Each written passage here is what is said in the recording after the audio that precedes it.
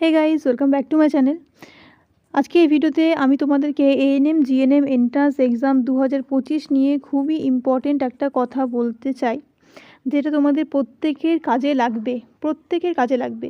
তোমরা অনেকে in fact ANM GNM এক্সামটা যখন থেকে স্টার্ট করা হয়েছে তারপর থেকে মানে যত দিন যাচ্ছে ক্রেজ বেড়েই যাচ্ছে। যে কোনো স্ট্রিম থেকে যে কোনো স্টুডেন্ট হোক না কেন, সবাই একটা হোপ নিয়ে এই এন্ট্রান্স এক্সামে অ্যাপিয়ার করছে। মেল হোক ফিমেল হোক, যে কোনো ক্যান্ডিডেট হোক, যে কোনো এজের হোক, সবাই কিন্তু নার্সিং এক্সামের জন্য এলিজিবল। ঠিক আছে, তো এবার যারা প্রিপারেশান নিচ্ছ, যারা ভেবে রেখেছো যে 2025-এ তোমরা নার্সিং এন্ট্রান্স এক্সামটা কোয়ালিফাই করে ট্রেনিং করবে, তাদের জন্য এই ভিডিওটা খুবই ইম্পর্টেন্ট হতে চলেছে।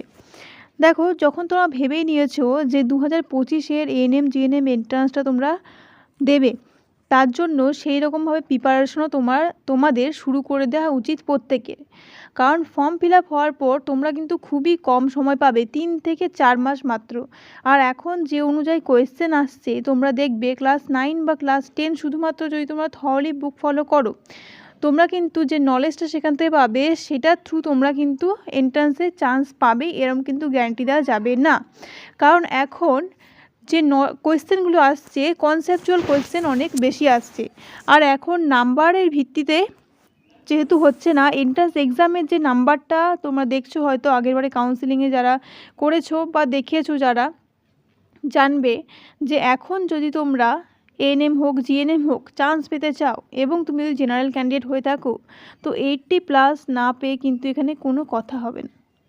ঠিক আছে, ভালো কলেজ যদি তুমি পেতে চাও আর এএনএম যদি তুমি করতে চাও, তো 80+ পেয়েও তোমার হবে কি না তা সত্ত্বেও কিন্তু একটা ডাউট রয়ে যাচ্ছে। ঠিক আছে, তো সময় তোমাদের হাতে খুবই কম রয়েছে, এই সময়টাকে তোমরা প্রপারলি ইউজ করো। না হলে এইভাবে কিন্তু একের পর এক বছর তোমাদের হাত থেকে বেরিয়ে যেতে থাকবে। না জানি কবে হয়তো আবার এএনএম নেওয়া বন্ধ করে দেবে। ঠিক আছে, এখন প্রতি বছর কয়েক বছর থেকে এএনএমটা কন্টিনিউয়াস নেওয়া চলছে। হয়তো দেখা গেলো 1 বা 2025-এ নেওয়া হলো, 2026 থেকে দেখা গেলো বন্ধ হয়ে গেল, বা 26-এর পর 27 থেকে বন্ধ হয়ে গেল। তো এই রকম কিন্তু হতেই পারে, এই একটা প্রবাবিলিটি কিন্তু রয়েছে। সেই জন্য তোমরা যারা এএনএম করবো ভেবেছো, তারা অবশ্যই আরও ভালো করে আরও থরলি প্রিপারেশান নাও, যাতে এইবারের পরীক্ষাতেই তোমরা সুযোগ পেয়ে যাও। সে যে কোনো এনটিএস হোক না কেন, তোমার চান্স পাওয়াটা কিন্তু এখানে খুবই দরকার।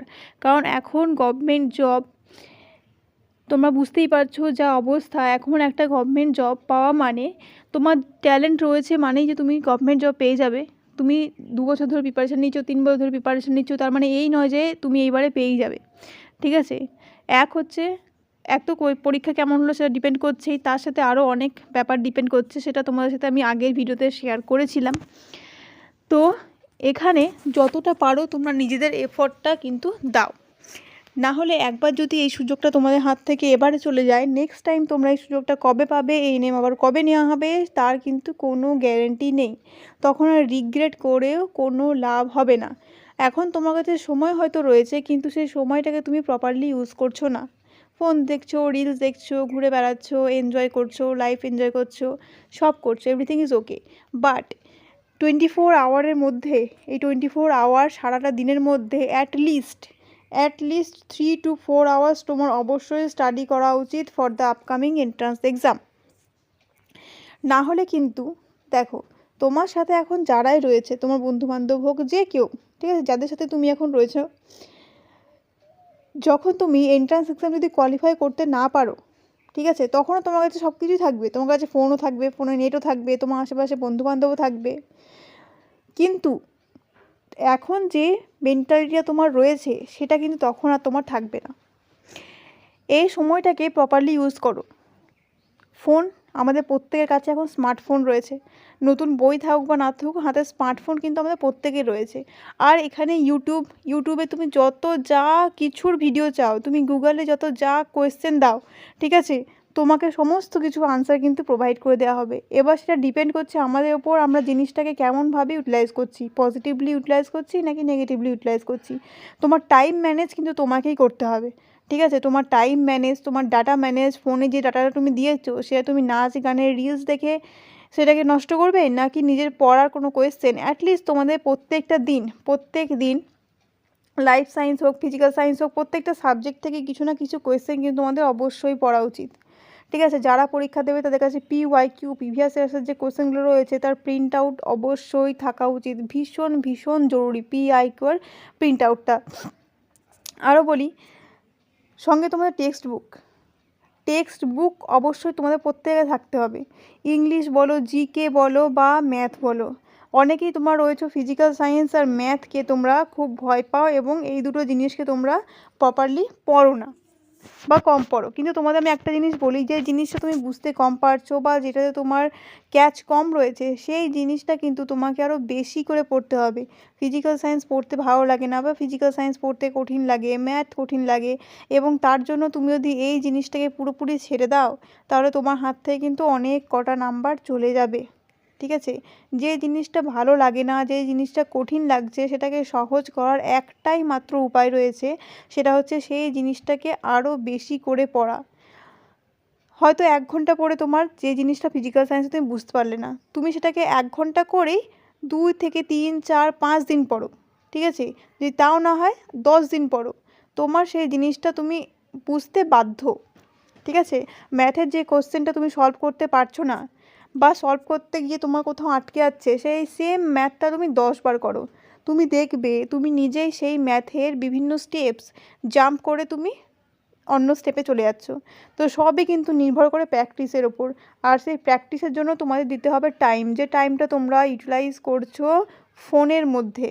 ঠিক আছে, এখন প্রচুর প্রচুর সময় যারা শুধুমাত্র এএনএম জিএনএম এন্ট্রান্সটাকেই টার্গেট করে রেখেছো তাদের জন্য বিশেষ করে বলছি, তারা খুব ভালো করে প্রিপারেশান নাও। কারণ এখন তোমরা দেখছো নার্সিং এমন নয় যে শুধুমাত্র গভর্নমেন্ট থেকে হবে, লটস অফ প্রাইভেট ইনস্টিটিউট কিন্তু রয়েছে।